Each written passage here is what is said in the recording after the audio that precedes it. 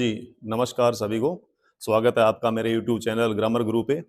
कल हमने basic grammar के बारे में थोड़ी सी बात की थी और लास्ट में हमने ये जाना था कि सेंटेंस जो बनता है वो वर्ड से बनता है और वर्ड्स जो बनते हैं वो लेटर से बनते हैं।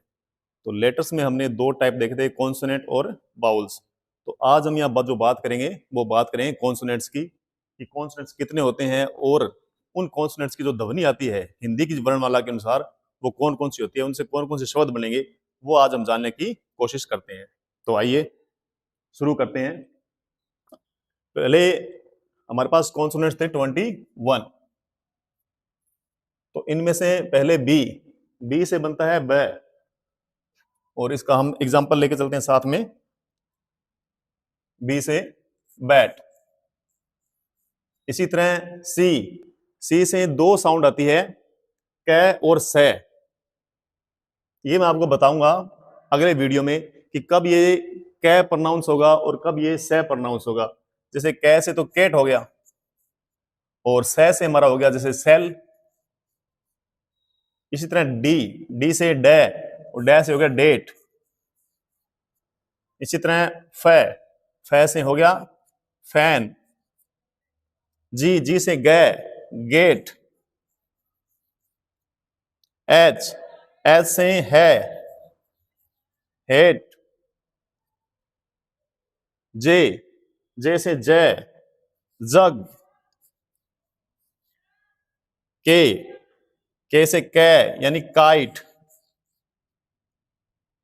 एल, एल से ले यानी लेटर।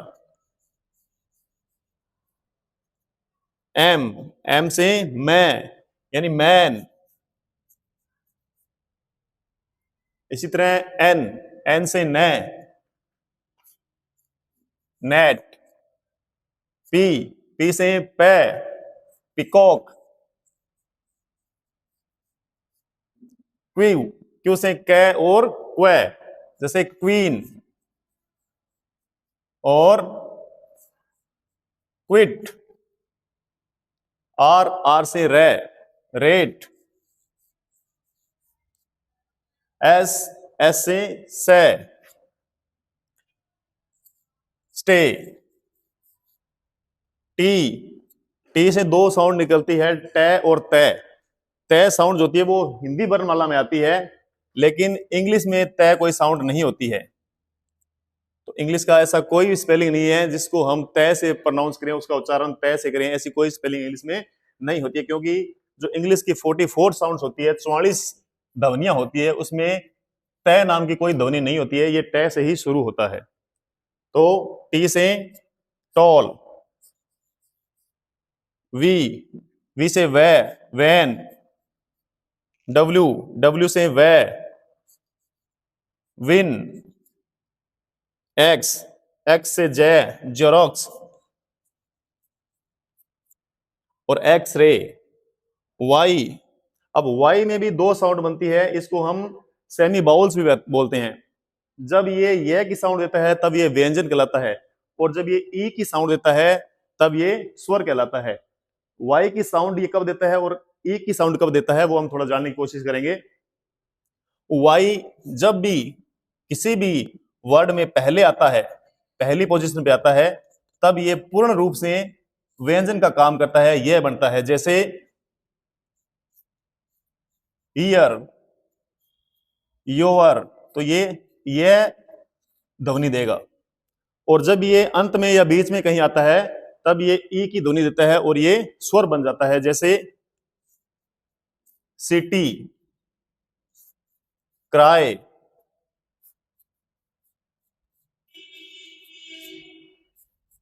क्राई, इस तरह से। तो वाई से ये, योर।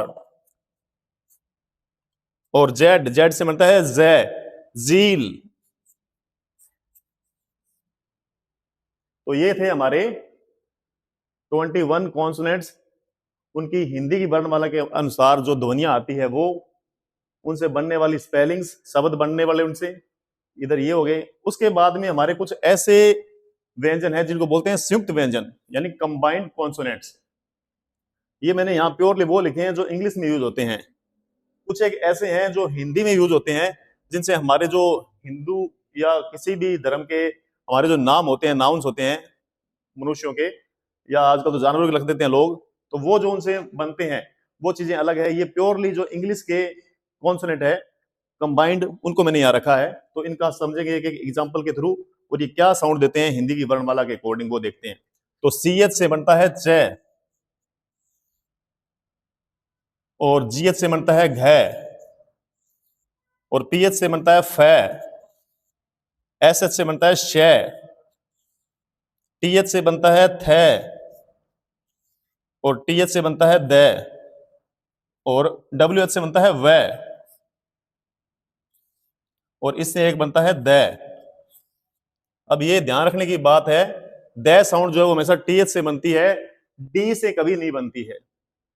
D से जब ये साउंड द बनती है तो फिर वो हमारे हिंदी नाम आ जाते हैं, जैसे दीपक है, दीपिका है, उसमें हम डी का उपयोग करते हैं, है ना।